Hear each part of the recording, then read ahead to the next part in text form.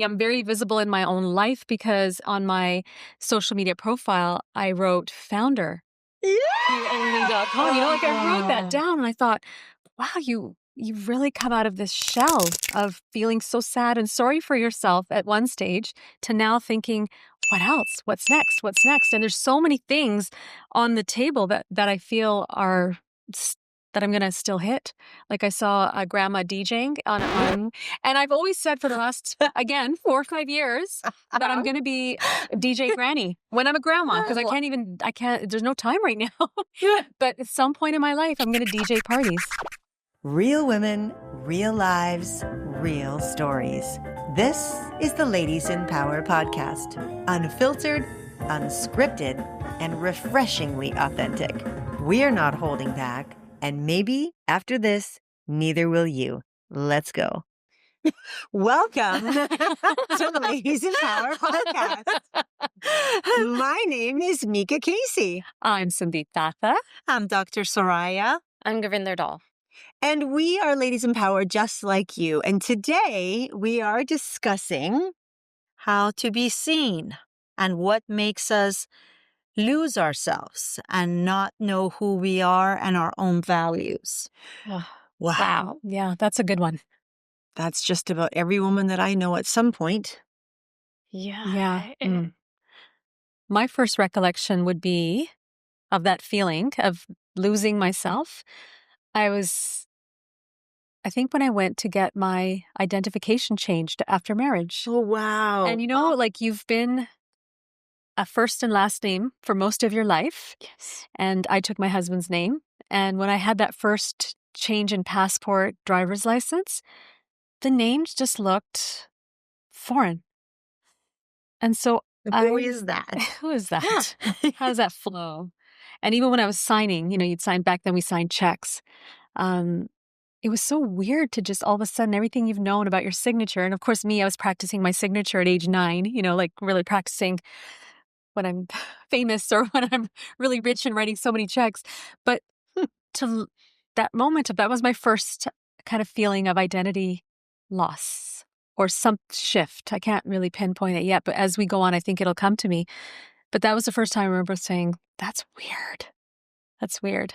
How about you? Any firsts that you could recall? Opposite. Isn't that interesting? Because it is interesting. I can't wait to hear. What do you mean you have the opposite? Because I was Mika Magic Hirovska for my biological father, my mom's first marriage. Then I was Mika Magic Hirovska Natalie, because my mom, and then we got rid of the Hirovski and I was just Natalie.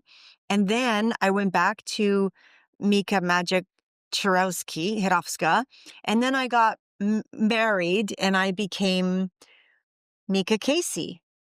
And I was like, I finally felt like I had a name that it was so confusing as a child with the divorces and the different names. Yeah. And then it was, And so like my identity was almost like finally I sink into this name, and it's been that way for almost 19 years.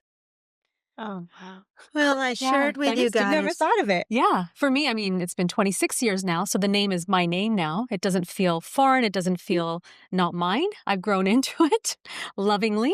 But that's really interesting. So you got to have the name that felt yours. Oh, it's finally one name that I could actually live into, because there was a bunch of drama in my family when my grade 8 graduation, and they named me at school, because I went to 9, 10 schools, and one year I was Mika Hirovski, and then I was Mika Natalie, and then I was Mika Hirovski Natalie, because my stepfather, he's my dad, wasn't legally allowed to adopt me because of my biological father, another drama.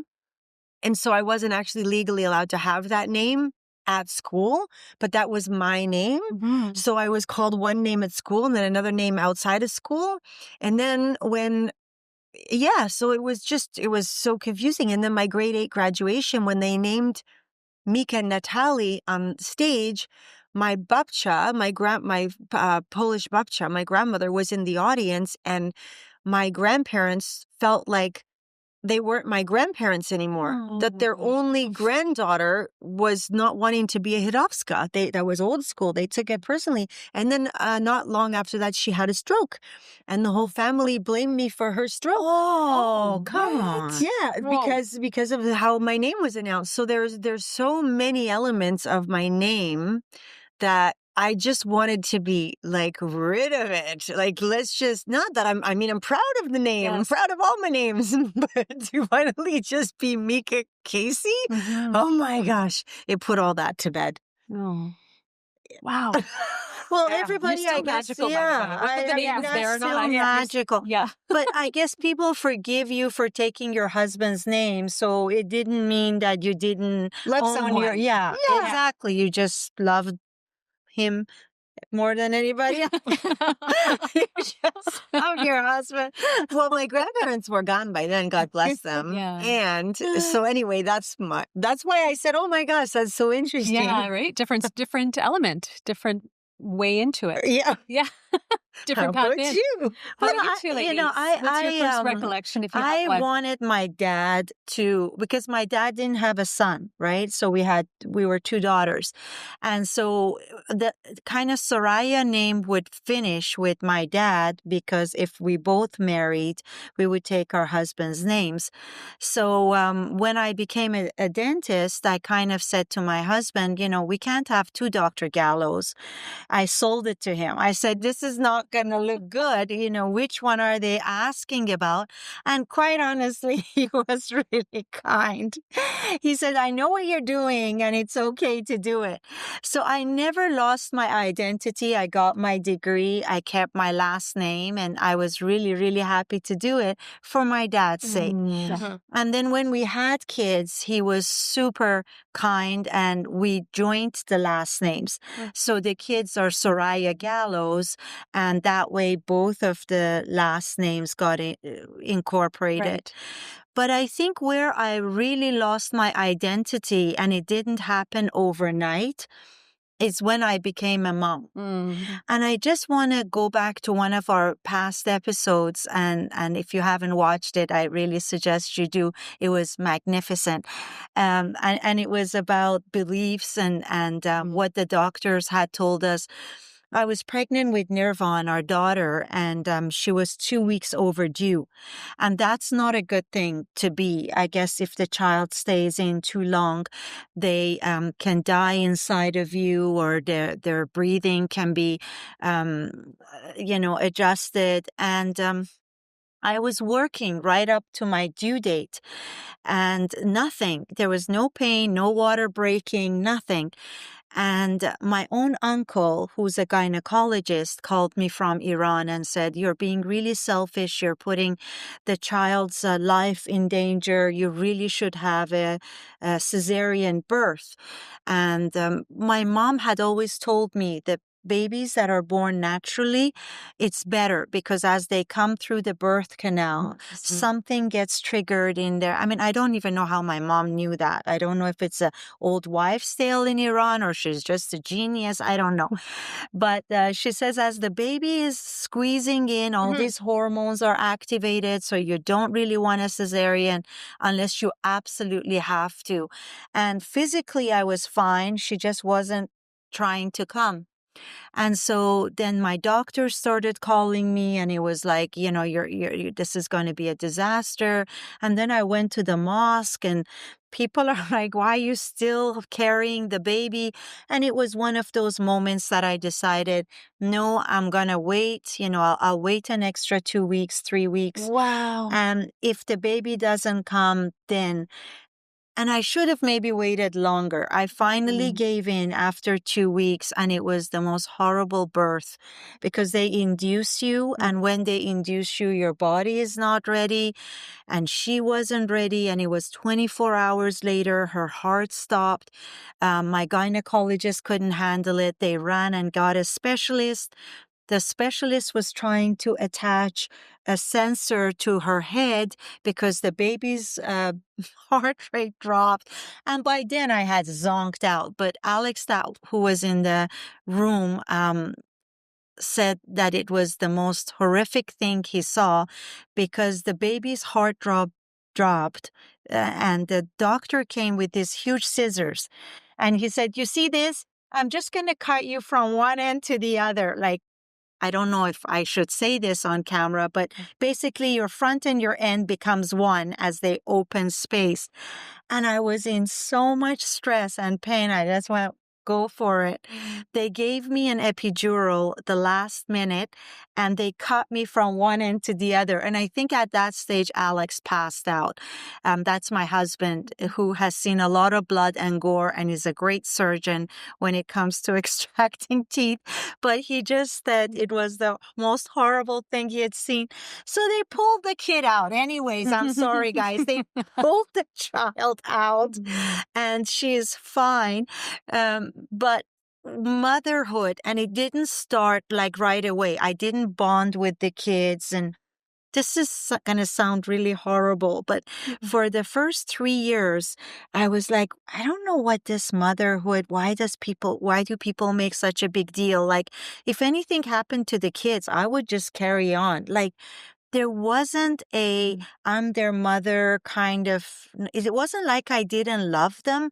I loved the kids, but I could fathom a loss, if you could put it that way. If I lost the kid, I could understand it. And then gradually, it became that I lost my identity. I did everything they wanted me to please them. I said yes to please them. I bought stuff to please them. I did stuff to please them. And why am I doing this? And all the therapists that I talk to, they're like, what is this fear of not being loved that you're saying yes to them all the time because you want them to love you? But that is the one, and it's still to this day, I continue to cater to them. I'm not saying people don't love their children. I'm just saying maybe mine is not as healthy as they should be. Like, I bend backwards to make their life happier at the expense of me. I'll give you an example. Okay, guys, I know I'm hogging. nice, I'll yeah. just give you an example. You're not hogging. It's beautiful. So we were at a family get together this weekend, and it was supposed to be all about just the family and my mom. And my daughter brought her boyfriend, which is fine. We love him. We love everybody. But one full day became about him and going to visit his family. And, I really didn't want that, not because I didn't want to visit his family, but because I knew how much it meant for my mom to have her grandchild. And she was only going to be in town for 2 days. So I'm like, okay, if the two of, you two could pick another day to be with his family, but let's just be respectful of grandma. But that's not what I said. I said, I'm okay with it. And then this just snowballed into, instead of having a tea party, became a big dinner. Their parents tried to impress us. It was a 2-hour drive to his house, a 2-hour drive back. I had to sit down and say, I'm so sorry. Can you feed us as fast as you can so that we can be back so my mom isn't going to be upset? And the whole thing really wasn't that enjoyable at the end, because I felt like I didn't give his family the proper respect for going through all of this get together. The dessert was never eaten. The tea was half being poured, and we're trying to get out of the door. And all I had to say was no. And I just don't seem to be able to do that. So I think the only time I totally lose my perspective, my everything, is when it comes to the kids. Wow. Thank you for listening. Thank you for sharing. wow. Wow. Yeah. That's a very honest share. Yeah. Yeah. Yeah. And really appreciate it. And I think all of us have felt that so many times in our lives. I mean, I have 4, and just juggling, like, this summer was an interesting time because I have 2 young adults. I have a 20-year-old, a 21-year-old, 16-year-old, and 14-year-old daughters. Everyone's different. And when we all came together over the summer, they all wanted me or needed me in different ways. So I was like, wow, this is a lot of work. And so, you put yourself aside, I put all my work aside, and I'm like, okay, complete mom mode. But I think the thing that's really hard for us to do is we wear so many hats. Like, I'm a chauffeur, I'm a chef, I'm a dry cleaner. I mean, you name it. Counselor, Counselor, therapist, therapist. You know, conflict resolution. The one thing she gets manager. paid for. yeah, yes. You know, exactly. That's Yeah. exactly it. And I'm like, how many hats do we wear? Yeah. We wear so many hats. And I think the hat that's really, really important for us to wear is just do you. And I think we have to schedule it in. We have to schedule in this girl time. Mm-hmm. You know, I think we thrive with each other. And I think we need more, okay, maybe not girl time. Women time, female time, whatever, adult female time. It has to be an adult. It has to be a female. It has to be a time. Well, Mika, what made you forget yourself? Because you have a different perspective. Because I know a lot of us would say, yeah, kids, you need to pee and they call you and you hold the pee. I've done that for like 5 hours. I won't mention it because I need to get what they want me to do. But what makes you lose yourself? I know what I think it is. What do you think it is? I think it's your women in power. Like, it always blows me away how much of yourself you give to other women, to your cause, to that particular program. And I say that not because I have been able to participate, but the amount of work that goes even into those emails. The birthday party that you had and all the it was you guys should check that out on Facebook. All these women had these beautiful outfits. It was like a show, and you're constantly supporting other women. And that's just got to be exhausting. I could never do that. So it has to be a labor of total love. Yeah, I do love it. I do love it. Ladies in Power was born out of me wanting to have girlfriends. I mean, I moved to Vancouver and I didn't have a lot of girlfriends here. And the people I was meeting were not wanting to do personal growth.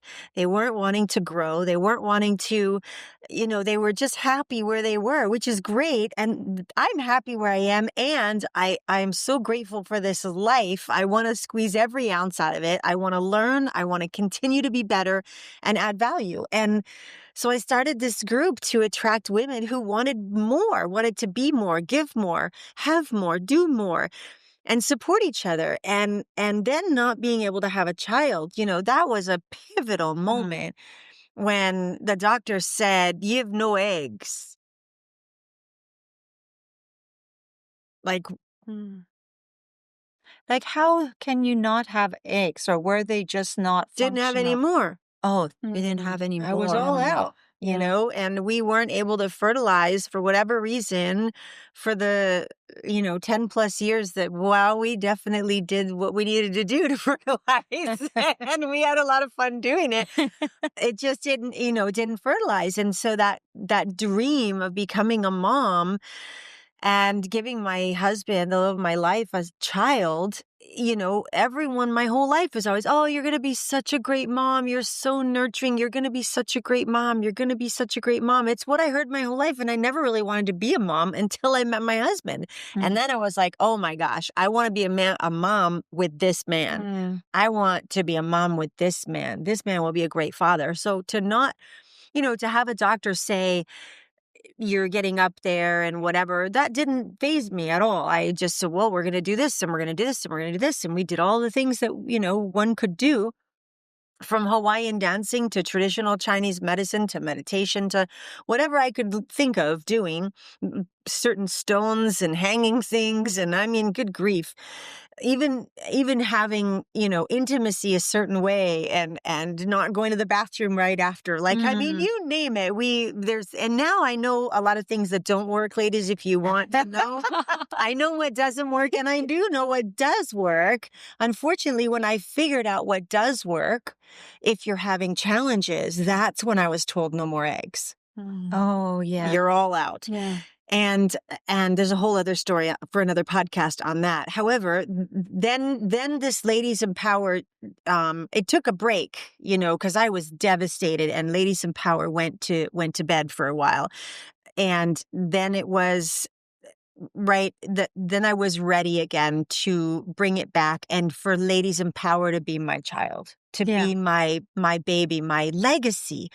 We talk about legacy on our previous episode, and so that's why I pour everything into them, because I believe in them. My mission is to believe in women when women don't believe in themselves. Like, I wouldn't be the woman I am if I didn't have some of the mentors I had growing up, and I want to be that woman for someone else. And I do spend 2 or 3 hours, even though we have ChatGTP and I know how to use it, I still am in love with the creating an email of highlighting each woman and what I've learned about them in the last 2 weeks and what they're working on and how others have supported them, not just me. I love. Yeah. Thank you. That's what I love. Yeah, I know. And it shows. Yeah, Do you agree with Masa when she says do you lose yourself in that, in the giving that you do to other women, or does that somehow bring you a lot? Yeah. Make you I more don't visible. think. Yeah. I don't lose maybe from time to time when I'm on a deadline or I have a higher expectation of myself to do something. We call it Patty Perfect, because sometimes I want, even though I don't believe perfect exists, I still aim for it sometimes, and so then I go into, I think, that place. However, it's rare. I wake up so excited about my girls. And one of the biggest thing about the girls, the biggest challenge for me, and if any of my girls are watching, it's that I want to jump in and rescue them all the time. I want to show them how to do something, give them the answer to something, and we do not learn by being given the answers. So being on the sidelines and watching them struggle, watching them give up sometimes, watching them play smaller than they could, that is so difficult. And I'm always looking for ways to support them without rescuing them. And I think that's a great lesson that I learned earlier in life. Nobody ever rescued me. Yeah. And that's why I get to be resilient and resourceful and creative and innovative and never give up. My tenacity comes from nobody ever rescuing me, ever. I had to figure it out. And I'm so grateful. I think it's my grandfather who fought in World War II. Actually, my girlfriend pointed that out the other day. She said, you probably got these gifts from your grandfather because of how he survived, a broken back and a broken face and swimming across the river with his troops when there were no more boats. And I mean, all the stuff, that stories that he told me when I was a little girl of him in World War II, that those stories planted seeds in me that taught me, you don't ever have to quit. You never give up. You never give up. Never give up. I'm so grateful for those lessons. And I didn't even realize, it was actually at my birthday dinner the other day, another one that one of my coaches said to me after looking at my grandfather's book. I was doing a little show and tell, and she said, wow, that's where you get it from. I was like, holy, that's amazing. And you, Sandeep, I think you are starting to see yourself from everything that we've done in this podcast. I don't know if that's a right conclusion to come to, but I think you are finding yourself rather than feeling lost or unseen. Is that right? Correct assessment. Well done. Thank you, Dr. Soraya. Thank you. There was a time, I think, leading up to our daughter's graduation from high school.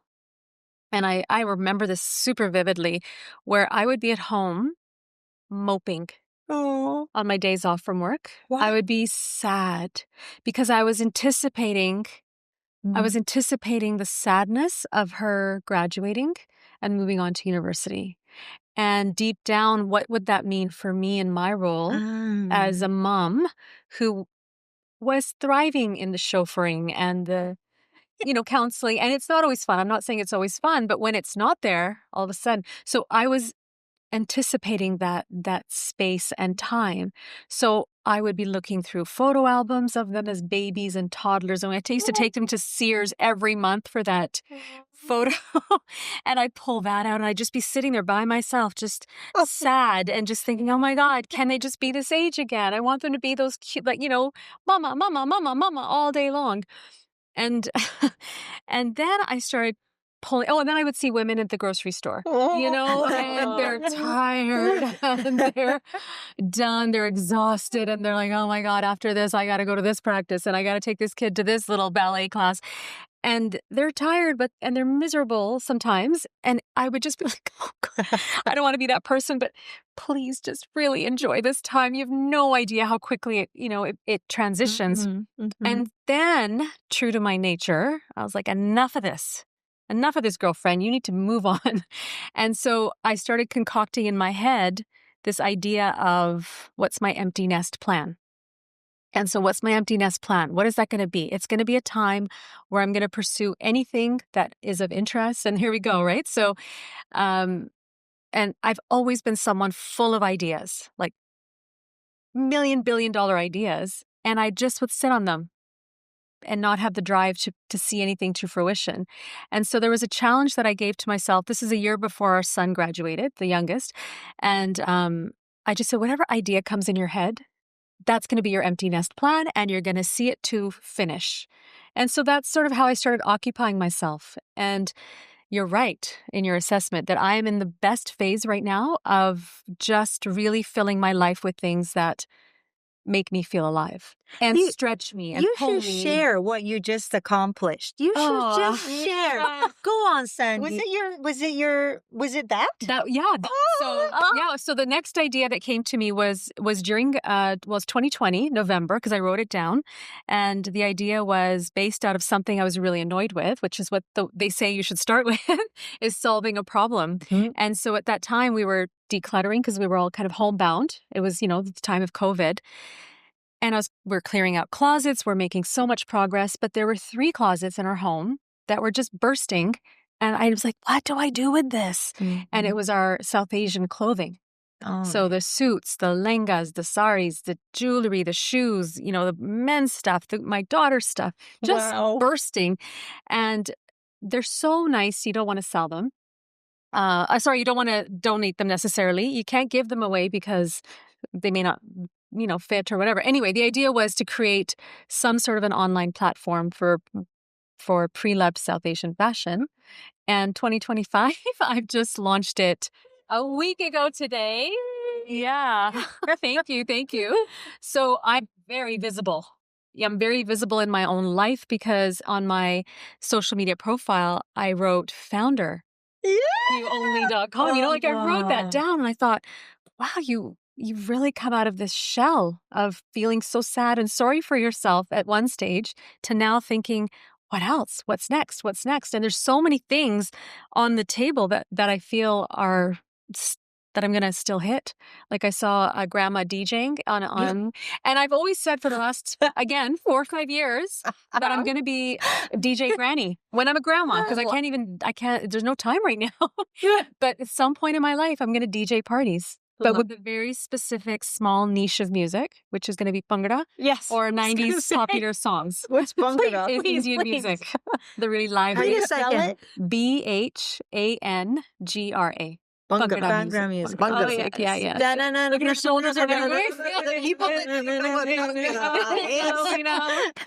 Now you know.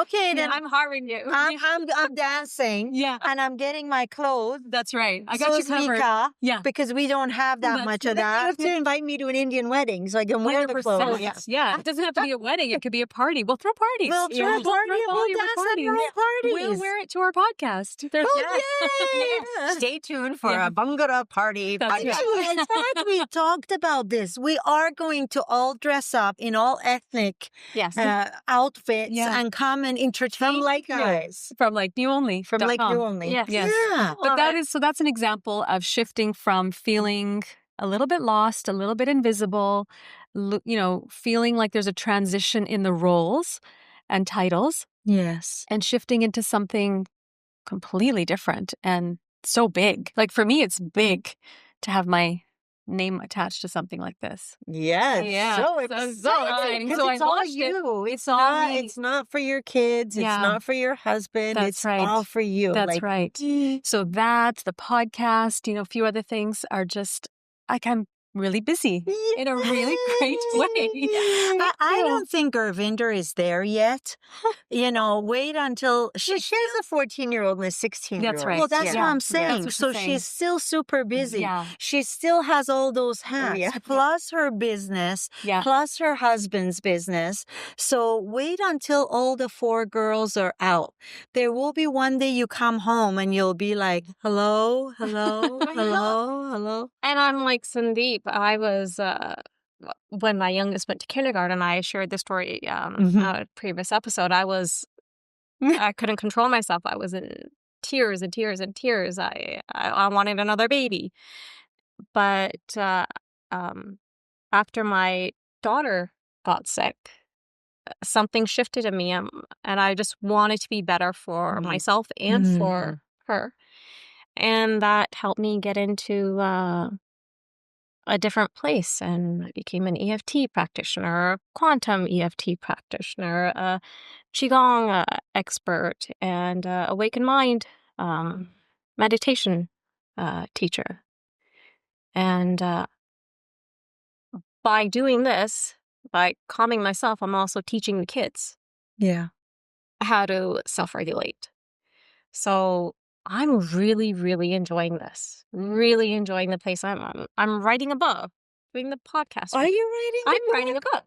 Oh I'm my writing a book. God! Did you guys? Yeah. I just heard today. Yes. Oh, that's fabulous. Yeah. What is it going to be on? I am writing a book about our South Asian women and their stories of where they were, what they wanted to do, and how they went through it. I'll be doing a bit of healing and where they want to be now. That's wonderful. I've already interviewed one. I have 2 more lined up, and it is so exciting. I mean, so exciting to hear their stories. Well, and me and Mika can be interviewed. I know. I I'm will- like, can we be Oh, accepted? yes, Yeah. 100%. I will interview you Wonderful. guys. Yeah, we want to 100%, be yeah. interviewed. And for these women to share their stories, I mean, no one has ever asked them, ever. The one I interviewed was 70 years old. No one has ever asked them any of these questions. And it broke my heart. And I just wanted to give her a massive hug through Zoom. Like I wanted to hug her and squeeze her and just let her know that everything she said mattered and how thankful I was and how grateful I was that she wanted to share this story. Oh, wow. You helped her become visible. Yeah. By asking Yeah, her That is story. so true. Yeah. You've given her a place to land her story, Yeah. which I think at the end of the day maybe is part of the visibility and what we're maybe seeking to land in is a Yeah. space where we are, seen, visible. Yes, Yeah. seen. What about you? Yeah. What story do you want to tell? What question would you love for somebody to ask you? What would help you feel more seen, more visible? What is something that you could do if you made a decision right now to do something, say something, call someone, say yes to something, say no to something? What would it be for you that could change the trajectory of your life and help you be seen in a whole different light, in a positive light? Just food for thought. And if they share it with us, maybe we can talk about it here on our podcast. Oh, we would love to Oh, I talk would about love their that too. stories, their experiences. Oh, I love comment Yeah, section. Whatever you, yes. Anything yes, anybody yes. writes in comment Yeah, section is going love to it. be. We do look really in the enjoy. comment We section. There's definitely not a love- whole lot there yet. So come on, ladies. Come on. You can create an anonymous identity if you like. Yeah. So, Dr. Soraya, and you, I am curious about your children because your beautiful daughter and your amazing, gorgeous son have both left the nest. They flew. Recently. And what is it like for you to go home and Okay, I cry. Oh. I cry. I literally go to my son's room and I call his name. It's crazy and it's embarrassing. So I hope he doesn't hear that. It's like, Mom, don't say this. It's horrible, guys. Like, you're busy. And I know, I mean, I was just sharing, I'm so happy to be here today, guys. But it's it's not like they spend a lot of time with you guys. It's not like they're there and they're catering to you, but just their presence, even if they're being nasty little shits, you know, you're like, oh, it could be, where's my dinner? And I don't like what you cooked, but you're like, oh, he's home, you know. Did you just talk to me? I'm not worthy. I know. It's so ridiculous. Whereas if it was in a restaurant, you would be like, don't talk like that to me, bitch, you know. But no, you're just like, thank you for acknowledging my presence. So it was hard. Like, it was 3 months ago. We were doing a podcast here. I broke down and it's getting better day by day. I still go to his room. I call his name. Sometimes I tell him, let's go watch a movie together. No answer. I'll go watch by myself. It's a little crazy, but I'm not at all. But you're also not getting a no. about it. But I'm not getting a no. You're not getting a no. And I'm not getting an attitude. It's a really pleasant conversation. You're being heard. There's no talk back. There's no arguing. Oh my God. You get to choose your movie. It's always my turn. It's always going to be a chick flick comedy romance. It's actually lovely because he's really considerate. And he sends me a 1-minute videos, you know, and he talks to me and he says, Mom, I miss you. I think I've heard Mom, I miss you and love you more in this past 3 months that I had heard in these 25 years. So I'll take that. So that part is really nice. What does it feel like when you hear, I miss you? That feels really good. It just feels like, you know, I did something right, you know, and when they were home, sometimes they would say things like, you know, you don't know what you're saying, or you're always demanding, or it was never a very positive interaction if you said something. But now that they're away, I think my son wrote something for his father and said, I really appreciate what you've done. And I think I saw the man cry for the first time ever. And I'm like, you're okay? And he goes, look what Nader put for me, because their interactions had always been like, you don't get me, you don't understand me, you're not doing, you know, whatever he was supposed to be doing. So it really affected him too, to get that recognition. But yeah, it's really tough in the beginning, but you start to look. You start to look elsewhere. Where can I volunteer? Where else can I be useful?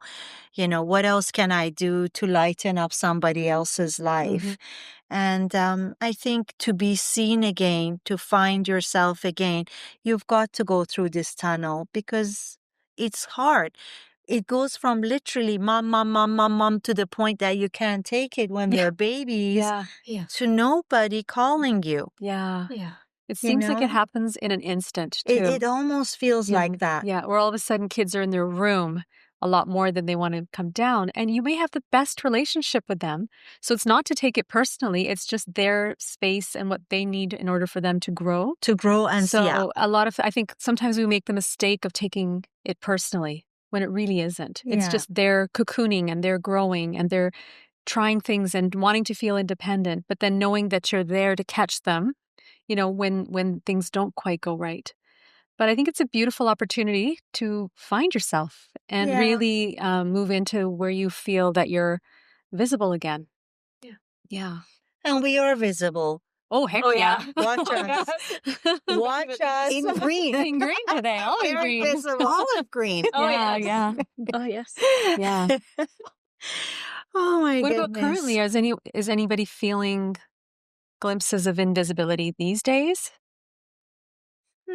How about around you in your circle? I think my mom, I felt when I went to visit for her, she keeps telling us all the things she did for us. You know, I did this for you. I did this for you. And just now when I had this discussion with the four of you, I realized over there, I was really annoyed. Like, you're our mom. You're supposed to feed us. Like, why are you telling me you fed us, you know? But I think at her age, you know, and my mom is 90 now, nobody, I mean, at our age, okay, anywhere from now till in our 80s, we're still useful. We can do stuff. She can't see as well. She can't hear as well. She does a lot by herself. She's very self-sufficient, but you feel no purpose. She can't drive. She can't go somewhere and volunteer. So all she has is her memories, and nobody's phoning her to ask for her advice anymore. Yeah. That's got to be That tough. is tough. It's also like, you know, I think about at that age, you're maybe feeling guilty for needing everybody's help for things. Yes. And so reminding people how much you did for them so that you can relieve your own. She's talking maybe not her, but maybe in the golden years, you're reminding yourself that it's okay to ask for help because everybody else needed your help at some time. And that's the cycle of life if we're blessed enough to get to that stage. You know, when we're 2 and 3 and we need help doing everything and we don't know how to do stuff and we ask the same question 50 times, why? And then no. And that can come full circle in the later stages of life. We become that 2-year-old again. 100%. But to that point, they can be outside help, guys. That can't all be on your children. 100%. Yeah. 100%. Yeah. No, But what you not for just you. said Yeah. really helped. Actually, you just expanded my perspective. Yeah, It's me a too. beautiful Me too. take on it. I never thought of that. Mhm. Thank you. No, I think she's right. That's exactly why they do it. And of course, the attention, right? You want the attention and you want the love. But you can't demand love. That's the thing I'm starting to realize with my kids. The more you say to someone, you gotta love me, the more it makes them pull away. Because it's not something you can, love is something you give freely, not because of conditions and demandings. And you gotta love me because I cleaned your diaper. Because my kids already told me they're not changing my diaper. Just so that we're all clear here. I'm not either. Nobody's going to be changing. But you'll accept help, outside help. Oh, yes. Yeah. I've got my depends, God forbid, for the day that I need them. And I don't want to put that on. Pelvic floor exercises. Yes. I hear that. okay. Pelvic floor exercises. Okay. That's really Depends is an industry. They don't, you know, that's another topic for another day. However, just think about some things. If there's an industry for people to make money, They will, yes. then they want you to believe that you can't fix it so they can make money. So we must remember that there's always a solution other than depends. Yes. Not always. depend on However, depends on don't depend. Yeah. Don't depend on yourself. depends. Yeah. Anyway, just had to squeeze that in there. Yeah. Don't depend on depends. I love that. Do you think that it is someone else's job to see us? Or is it our job to see us? Our job. Our It's our job. 100%. Well, that Our was easy. job. Yeah. How about you? Yeah, no, I've come to that very recently. I've come to that very recently where I think I talked about it in a previous episode that I had an epiphany with a girlfriend's help, who basically helped me realize that in order for me to feel seen, I needed to do that first. I needed to see myself first, and with that change in internal thought process. That's right. Then nothing else mattered. That's right. Then nothing else matters right. because you see yourself and you see how you want to come up into, how you want to enter a room, what's important to you. You're doing it for yourself.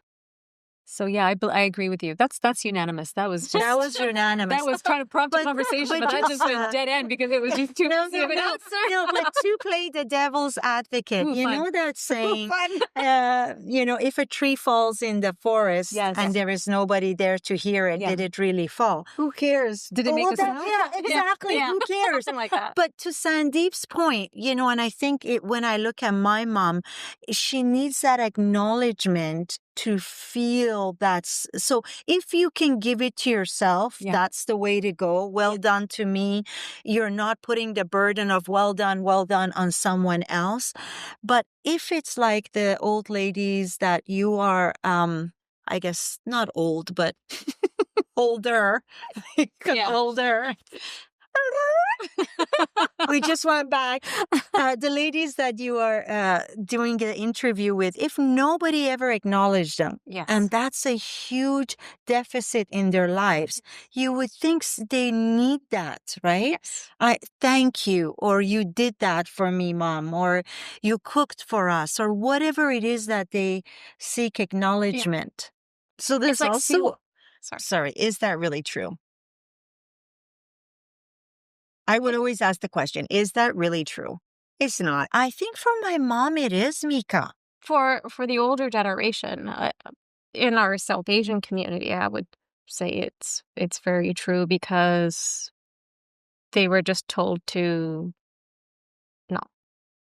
never speak up. Yeah, never be heard. Just do your thing. Mm-hmm.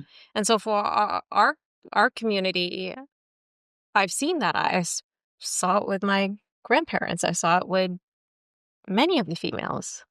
And they were not seen. So I don't think they get it. I think what all they know is I should let them know what I've done. Mm-hmm. So I can feel good about myself. But with our generation growing up, we're like, no, it's about me. I need to fill me up. It's not the other way around. And it's not something that I want to teach them or get them to understand because it's too late. It's up to them.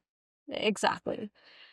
However, for this generation growing up now, we know you take care of you first. Mm-hmm. Take care of your needs. What is it that fulfills you? What is it that how do you want to show up everywhere? Instead of causing ruckus or chaos or whatever and trying to get noticed in a different way, which is some of what some of the elders do. So my story is resonating with you in a sense that these people are mentioning what they've done so that they get acknowledgement. It could be anything, you know. It could be anything. It could be anything. I was there for you when you gave birth. I was there for you when you opened your practice or whatever it is. Yeah. It's a constant you owe me. Like, I guess the message behind it is you owe me. Honestly, it is. Mm-hmm. And I thought it was just me. And I'm glad to hear these grandparents are doing it. Yeah. Whoever you are, you're not alone. Yeah.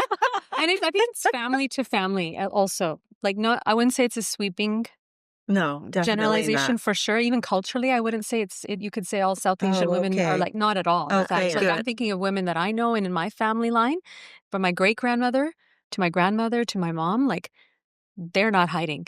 They never hid. Okay, good. So for me, it's not, I don't really feel that resonance with that. I'm aware of it, but I wouldn't say you could say that it's a cultural thing necessarily. I think it's family to family values and whatever has come down the line.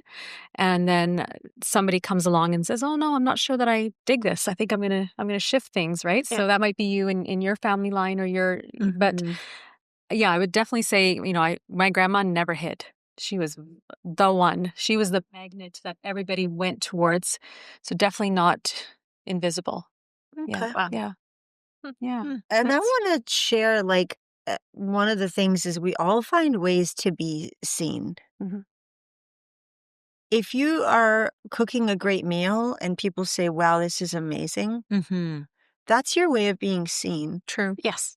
If you're Warren Buffett driving the same car that's from the 70s, eating at McDonald's every day, even though he's one of the wealthiest people on the planet, that's his way of being seen, is that he could have anything he wants. He drives the same old car and drives for the same coffee at McDonald's every day. There's people that wear bright colors. That's how they're seen, or great fashion, or and then there's people who are quiet. Yeah. And the moment they say anything, everybody stops and, oh my God, they're saying something. We all find ways to be seen. Yes. It just might not look the way that we associate with being seen. Mm-hmm. But That's I a believe really good point. That's why I said, is that really true? I don't know that anyone could live 70 years and never have someone say, wow, this is delicious, or thank you for the lovely gift, or your hair looks pretty today, or Mhm. I mean, there are ways that we find Yes. to be seen. Some people 100%. need it more than others. Mhm. Yes. Some people, and I don't know if that's from upbringing or cultural or what, I don't know. I find it very challenging to think of anyone who has never really found a way for themselves to feel seen. Yeah, people definitely express themselves in so many ways to sometimes it's demanding to be seen. Yes. Mhm. Sometimes it's soft and sometimes it's right in your face. Yeah. And yeah, sometimes it's with food and Yeah, food, fashion, violence, humor, silence, music. music. Yeah, Tantrums. there's tantrums. Yeah, there's a lot of Yes, different there are. ways Yeah. that we will do whatever it takes to feel like we are not invisible. But I What do think you the do? conclusion was we fill ourselves, right? First. Let's fill Oxygen ourselves. mask first. Is Yes, that what you oxygen said? mask first. Let's fill ourselves first. Yeah. You first. Yeah. You all the time. first. So on that note, oxygen mask for you too. Mask first. Yes, sorry. I was just She tried to put a mask on my face. Yeah. No, I was gonna do She had masking tape. She might slap it right here. Not at all. Not at all. I'm a great nose breather, so that would be okay.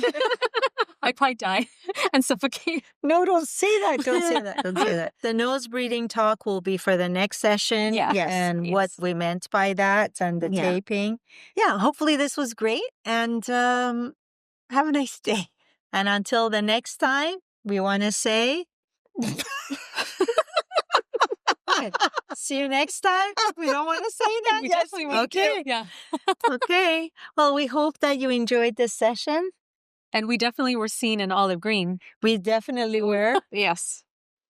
So, See you next time. The views shared on this podcast reflect our personal experiences and opinions. This content is not a substitute for professional advice. Please consult a qualified expert for any medical, legal, or mental health concern.